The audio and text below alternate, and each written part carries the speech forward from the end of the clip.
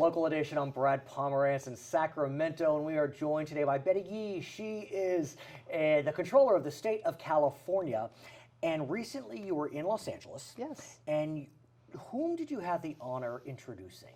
Well, I have the wonderful honor of introducing Karen Weaver, who is the recently elected mayor of the city of Flint, Michigan. She is facing tremendous challenges. Lots of challenges, and we've all been reading about Flint, Michigan and the water issue there. And this is a city that I think will become, I think, a great case study about what it means for the citizenry to be involved with their government. Right.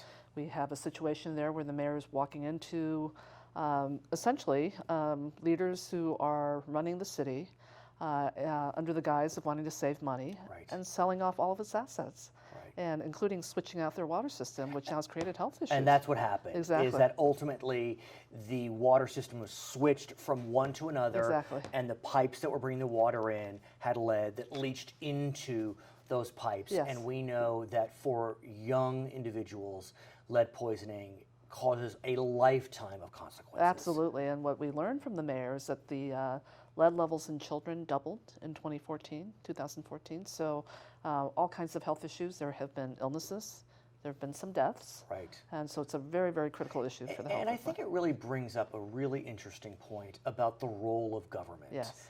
You know, I recently was reminded of a quote by Ronald Reagan, Yeah. and that quote was, "What's the scariest thing you could ever hear? I'm with the government, I'm here to help you." Now, I understand what his point was, but that quote really kind of changed the way Americans look at government. Mm-hmm. And while we like to be autonomous at a certain level, what is the role of government in the 21st century? You know, you really look at government as, I think, looking out particularly for those communities that, really are going without. Mm-hmm. You look at what government provides, and a lot of that is, just a lot of support for, Right. families who don't have enough, whether it's in the social services area, whether it's community services, public educational Safety net opportunities. in a lot of Right, ways. in a lot of ways, sure. But the irony is that a lot of these folks who are interested in limited government, which I understand, I mean, I don't take a position, when there's a catastrophe or a disaster, that's when people, left, right, and center, want the government involved. That's right, that's right. And so, we want the government when we need the government. Right, but right. if you, defang the government, they may not be there for you. Yes, and what we learned about Flint, this is exactly the story of Flint. Before the switching out of the water system, Flint actually sold water to other cities. It was that good of a quality of water. Right. And so now, under a cost-saving plan that really came from the top down, from Right. the governor and state officials on down to the city, and the 99 residents that now have to live with water that's undrinkable. Right. And so the question becomes, should we be concerned in California? I think this is something that everyone should be concerned about. And this is not to question the motivation of any government officials, but certainly with respect to looking at how we're caring for our infrastructure. How we're looking at health issues that some of our most poor and vulnerable Right. communities are facing. And the really tragic thing about the water issue in Flint was that it could have been prevented. We know that. There was some, corrosion strategies that could have been taken so that people weren't being I poisoned. want to talk about other vulnerable citizens in our midst. Yeah. And often those folks may be women that are in their era of retirement.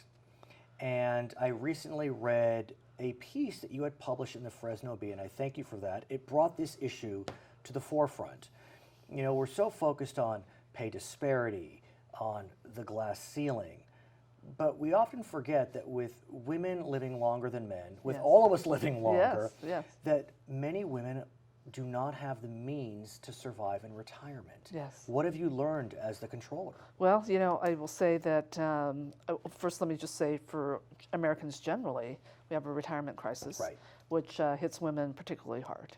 Why? Why? Because when you look at their life, over the course of their life and their employment histories, many women are working in part-time positions. Their earning potential is not as great. then that affects their ability to save for retirement when they're not earning a full-time salary. And many part-time positions don't Even provide the benefits, right? And retirement benefits. Exactly. So this is something that, when we talk about the retirement crisis in America, I think not focusing on women is very short-sighted, because unless we shore up that particular community, we're all going to be I couldn't believe this when I read the article. 70% of low-income retirees are women. Yes. 70%. Yes. That is a massive number, and I presume that number, unless there's a change, will only increase. Yes. Because as you said in this article, women are living, I mean, listen to this. Yes. We retire at 65 generally. Women can expect to live 19 more years after 65. They're going to get to 84. 84, that's right. Whereas men will get to 81. But again, men, for better or for worse, in our modern society, they tend to save and have the ability to save. They have a little bit more ability to save, and this is one of the things that we hope will be a takeaway by shining light on something like this, and that is it's never too late to start saving, and it's the habit of saving. And let's talk about that, because you, in this article, and please read it, I mean, we'll put up some information about it, but you have talked about the need for women to enter the workforce when appropriate, but there also may be a solution in our state. Yes. And that solution is known as the Secure Choice Retirement Savings Plan. Not in place yet, but do tell us what it is. Sure. So a few years ago, the legislature enacted a bill that recognized this retirement crisis, and what the bill provided was something unique in that for the 7 million Californians who have no retirement savings plans through their employer, that we would design a plan at the state level and actually then have it implemented by private employers through automatic enrollment, and to really get their employees to put aside money for retirement. So it's state administered, but working with the private sector. Right, exactly. So where's the private sector on this? Are they supportive? I mean, I could see arguments both ways. Yes, I think they recognize the crisis that we're under, and we all want to do what we can to address that.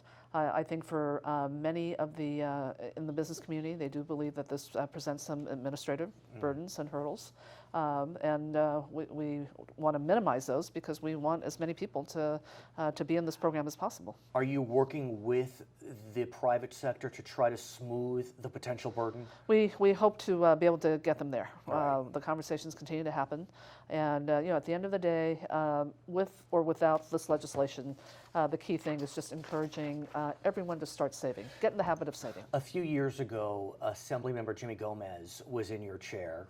I was interviewing him, and I had no idea what was about to happen other than he presented me with this huge check for about $186.